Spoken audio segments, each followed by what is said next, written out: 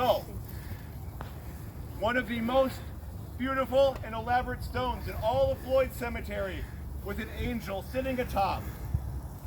Well, let me tell you a little bit about Edward Courtwright. Courtwright was born in 1849 in Pennsylvania.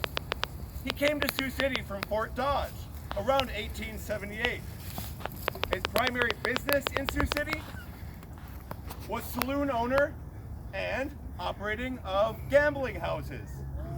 Now, keep in mind, while he was doing this, both alcohol and gambling were illegal in the state of Iowa.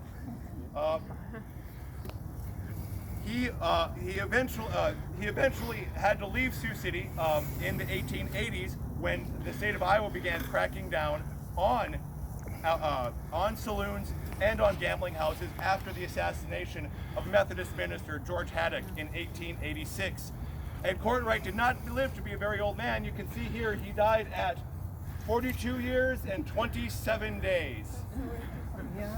So, angel atop the grave of a guy who had saloons and gambling houses. Some irony. We're not moving very far this time. We're just going to head right over